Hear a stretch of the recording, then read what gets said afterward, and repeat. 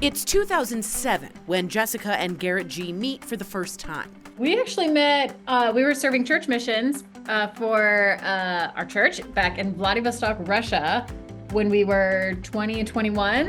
A few years later, while attending the same college, they start dating and immediately connect over their love of travel.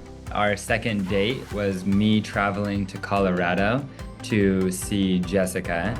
And then our third date was her traveling with me to Seattle to go visit my family. And yeah, so those, travel was a part of our dating experience. From the very, very beginning, yeah. In 2009, they marry, and Garrett sells an iPhone app he spent years working on to Snapchat. The sale gives the newlyweds total financial freedom and brings up a new dilemma. What now? It just didn't feel natural or comfortable for us to go out and splurge and buy a house or a car or a boat or anything like that. Jessica proposed, what if we did a little bit of traveling for the purpose of spending time together as a family, but also hopefully learning from different cultures around the world that hopefully would give us some answers and direction as to how we should spend the money, or more importantly, live the rest of our lives. They sell their belongings and set off on a 4-month adventure around the world. The thought was, when we come home in December, we're done. When the money runs out, we're going to be done. In the meantime, Garrett had created an Instagram and a YouTube, and I think he had this vision from the very beginning. So we had said, let's keep going. Can you imagine? And get this, they have since been to all 7 continents and to almost 100 countries. So to share more, please welcome to the show, Jessica and Garrett G. Wow. Hello, good morning from Hawaii. Oh my goodness. Wow, aloha. What a life. I love this. This is aspirational in so many ways. What were some of the initial challenges of living out of a suitcase for so long and traveling full time with 3 kids? Little ones. I feel like the biggest challenges were, in the beginning, was just overpacking. I brought so much stuff. In my brain, I was like, oh, there's not going to be diapers in other countries. But I was totally wrong. So overpacking was probably my biggest fault in the very beginning.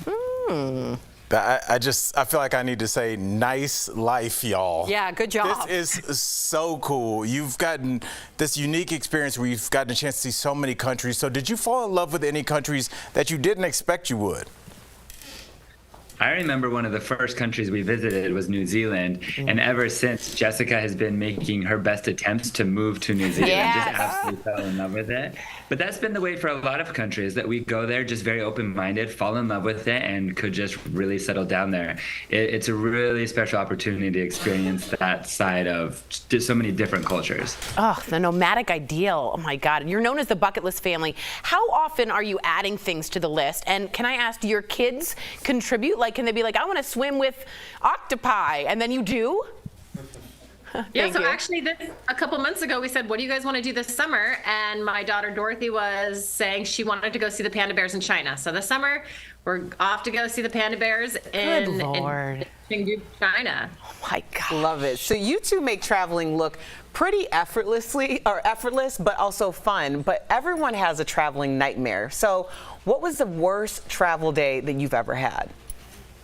We had one last summer that was pretty epic. It started with us losing our luggage. We're professional travelers, so we carry on. We have all carry-on bags. And in Africa, they insisted that we check these bags, much to my dismay.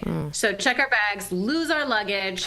I remember just the day just evolved with bloody noses, so we didn't have the clothing. And then that same day, my littlest, he got what's called a bot fly. And a bot fly is literally larva. He got it right at the top of his head.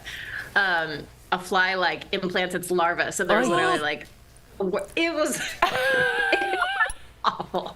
I would advise you not to dive too deep into our Instagram and find a video of us pulling the worm, the larva, out of our child's head.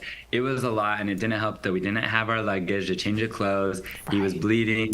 it was quite the mess. But you made it. But you made it work. You know, here I am.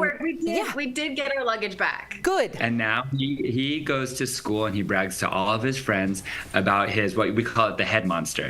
He's very proud of his head monster now. He slayed the head monster. I like that. So since you guys are traveling professionals, now here's me compared to like that story. I'm nervous about taking my kids on a long road trip. Hey, so give me some tips, please, to keep them busy. I have a 4-year-old and a 6-year-old who are repetitive with, are we there yet? Are we there yet? Are we there yet? Give me some tips.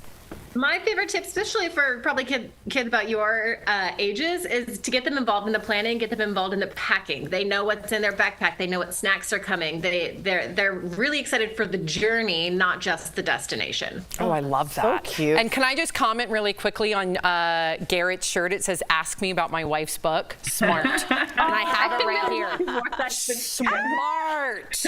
Yes. I'm just a the walking world's billboard. Most proud husband over You're here. a great My wife husband. wrote the book for National Geographic called Bucket List Family Travel, and I'm just her #1 fan. Well, it's fantastic. I have your book right here, and I'm so excited. It's heavy, it's beautiful, it's fantastic. So Jessica and Garrett, thank you so much for joining us today. To our viewers, pick up a copy of their book, Bucket List Family Travel, wherever books are sold, and be sure to follow them at the Bucket List Family. Thank you again, you two. Congratulations. What a So life. cool. Say hi to the Thank you pandas. so much.